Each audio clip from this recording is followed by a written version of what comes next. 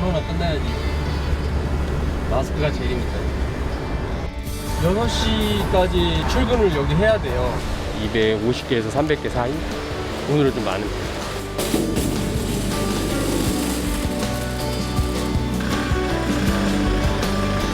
그래서 7시간 정도, 늦게는 8시간 정도 배송을 하고, 점심은 잘 안 먹어요. 점심 먹는 시간이 조금 아까워가지고, 웬만해서는 안 먹으려고.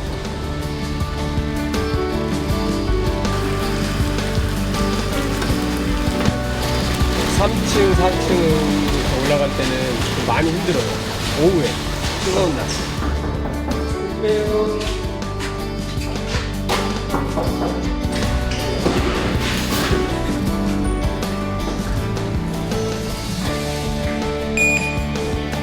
20은 제일 아파요.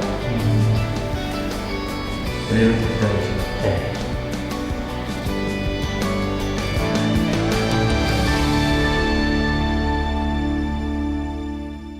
네, 보신 것처럼 역대 최장 장마에 코로나19까지 겹치면서 택배 기사들은 정말 쉴 틈이 없습니다. 택배 산업 출범 28년 만에 처음으로 내일 택배 없는 날을 맞게 됩니다. 최영일 시사평론가, 양지열 변호사와 함께 자세히 짚어봅니다. 안녕하십니까? 안녕하세요. 안녕하세요. 자, 내일 28년 만에 첫 택배 기사들의 평일 휴가가 이루어진다고 하는데 맞습니다. 휴가 가고 싶어도 그동안은 28년 네. 동안 가지 못했던 게 현실인가 보죠. 어떻게 그럴 수 있나 싶으시겠지만 이게 택배 노동자들이요. 일반적인 우리 뭐 회사 소속의 직원이 아니고 지금 특고라고 부르죠. 특수고용 노동자로 분류가 되면서 근로기준법에 적용이 안 됐던 겁니다. 그러니까 우리가 알고 있는 연차, 휴가, 법정 휴일 이런 걸 전혀 쓸 수 있는 권리를 법적으로 행사를 못했고요. 지금 1992년에 택배 서비스가 처음 등장했기 때문에 이때부터 지금까지 28년 동안 택배 노동자들은 휴가라는 게 없었고, 개인적으로 제가 뭐 가족 모임이 있어서 정말 휴가 써야 됩니다 그러면 대체 인력 놓고 가, 대차도 마련하고 가. 그럼 자신이 받는 일당보다 더 들어가는 돈으로 이것을 대체해 놓고 쉬어야 되는 아주 안타까운 상황이었습니다. 더 이상 이제 지쳐서 일 못하겠습니다. 전국 택배 노조하고요, 또 한국통합물류기업협회가 함께 이 택배 없는 날을 만들자라고 합의하면서 사상 최초로 내일 택배 없는 날이 만들어지게 됐습니다. 이게 이분들이 쉬는 날도 없고 또 근무 시간 자체도 워낙에 길다면서요. 네, 하루로 치면 하루에 12.7시간을 근무를 평균적으로 하신다고 하고요. 12.7시간. 사실 반이 넘게 일을 하시는 거고, 그리고 이 한 달로 치면 25.6일이라고 합니다. 그러니까 일요일을 빼고는 쉬는 날이 없으신 셈입니다. 게다가 잠깐 얘기 나온 것처럼 이 코로나19 때문에 배송 물량이 굉장히 늘었어요. 한 달 평균으로 쳤을 때 한 8,000개 가량을 배송을 하셨었는데 지금은 10,000개 이상을 배송해야 한다고 합니다. 지금 이분들이 이제 업무량도 많고 쉬는 시간도 없고 그렇다 보니까 과로로 숨지는 분들도 있다고 정말 극단적인 상황인 거예요. 산업안전보건공단이 올해 상반기로 집계를 낸 게 벌써 7명이 목숨을 잃었다는 거고, 택배 노조에 의하면 또 5명이 있다. 그러면 최소한 12명이 과로 때문에 쓰러져서 목숨을 잃었다라는 그런 통계입니다. 네. 자, 택배 기사들은 그럼 어떤 생각을 갖고 있는지 택배 기사분들을 만나봤습니다. 보시죠. 전체적으로 다 늘어났죠. 예전에는 마스크를 사기가 쉬울 때는 마스크가 많이 왔었는데 전체적으로 쌀, 휴지, 물 이런 게 많이 늘어났죠. 계단을 많이 오르락내리락 하다 보니까 무거운 짐들이 가장 힘들죠. 이제 오래 하다 보니까 무릎이 약간 안 좋아져서 이제 더 이상 나빠지지 말라고 보호 차원에서 매일 하고 다녀요. 가끔 계단에서 넘어져가지고 무릎을 찢거나 그런 타박상 입은 적은 있죠. 저희가 몸이 재산이기 때문에 항상 조심은 하고 있습니다.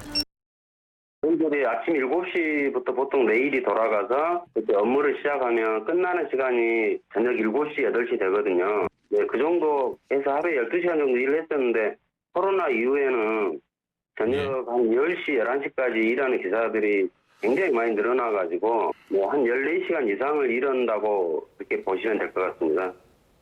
제 주변에도 일하신 분들이 계신데 정말 힘들어요. 근데 이러다가 다쳐도 이거 산재 처리를 못하는 경우가 많다고 거의 하죠? 없습니다. 그러니까 아까 잠깐 최영일 평론가가 이제 특고라는 표현을 쓰셨는데 네. 특수 고용이라고 하지만 실제로는 고용이 아닌 거예요. 거의 자영업자나 마찬가지로 본인에게 벌어지는 일을 그 누구도 돌봐주지 않고 본인이 책임져야 되다 네. 보니까 아까 나온 것처럼 몸을 다치게 되면 그냥 일을 그만두는 것밖에 방법이 없는 겁니다. 물론 법적으로 이 산재를 가입할 수 있는 그런 환경은 있습니다. 제도는 있습니다만 실제 한 5만 명 중에 7천 명 가량밖에는 산재에 가입이 안 돼 있다라고 하고 이거는 사업주의 책임으로 돌릴 문제가 아니다. 이런 특수한 상황이기 때문에 생활물류서비스법을 만들어서 이런 환경에 놓인 분들은 이 근로자가 아니다고 할지라도 국가에서 좀 적극적으로 도와줘야 된다라는 게 법안은 만들어졌지만 뭐 짐작하시다시피 통과는 안 됐죠. 사업주들이 굉장히 강력하게 반발을 했기 방금 때문에. 말씀하신 이제 특수고용자, 자영업자처럼 일한다고 하셨는데 실제로 그럼 자영업자면 일을 많이 하고 업무량이 많으면 네. 그에 따라서 수익도 많이 늘어나야 되는데 이분들은 네. 그렇지가 않아요? 그렇지가 않습니다. 2000년과 18년간 비교를 해보니까 택배 산업은 계속 커졌어요. 시장이. 올해 또 커졌죠. 네. 그래서 이 얼마냐면은 2018년 기준으로 이제 5조 6천억 원을 넘기는 큰 시장이라 네. 시장의 성장성은 무려 9배가 커졌습니다. 문제는 뭐냐면 2000년에는 박스 하나당 택배료가 3,500원이었고요. 네. 2018년은 2,229원, 36% 이상 택배 가격이 낮아진 겁니다. 그런데 이 금액을 전부 다 택배 기사가 가져가느냐? 박스 하나당 600원 내지 700원이거든요. 그럼 이게 하루에 100개를 배달하면 6만 원, 7만 원 번다는 얘기입니다. 근데 아까 14시간 노동하면요. 하루에 한 200여 개 배달하거든요. 10만 원을 이제 겨우 넘기게 되는데 택배 기사 많은 분들이 이게 돈을 벌려고 지금 이렇게 14시간 근무하는 게 아니고 이 택배를 기다리는 소비자 입장을 생각해 보면 빨리 갖다 주세요. 오늘 꼭 갖다 주세요. 요구가 많지 않습니까? 약속이기 때문에 심리적 압력을 많이 받는다는 얘기도 합니다. 자, 이렇게 힘들게 일하시는 분들 그래서 이제 내일부터 네. 쉬게 되는데 이렇게 되면 월요일이 임시공휴일이니까 네. 4일 계속 쉬는 건가요? 아닙니다. 지금 내일 택배 없는 날 금요일 쉬고요. 네. 광복절 토요일, 일요일까지 쉽니다. 네. 16일까지 쉬고 17일은 대체 공휴일이지만 네. 이것도 300인 이상 대기업과 주로 공무원들이죠. 오 씨는 일반 직장인도 많은데 택배 노동자들은 17일에 근무하고요. 네. 저 때는 사흘치의 물량이 더 쏟아질 것으로 예상이 돼서 내일 하루 쉬는 것에 대한 상징적 의미가 있지만 17일부터 더 고된 일상이 시작될 것 같습니다. 택배를 급하게 지금 받고 싶은 분들 계세요. 오늘 네. 저녁 안에라도 주문을 하면 언제 받을 예, 수 있나요? 오늘 주문하시면 18일 이후에 도착할 것이다. 이거 감안하고 주문을 하셔야 되고요. 네. 물론 이제 택배사별로 좀 차이가 있고 그런데 온라인 쇼핑은 택배 노동자들이 못 쉽니다. 아, 지금 그래요?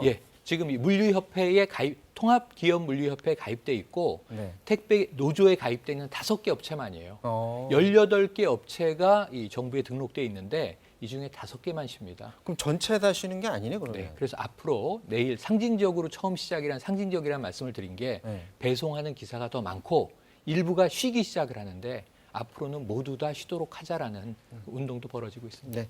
처음 시작이니까 앞으로 계속 변화가 있을 것 같습니다.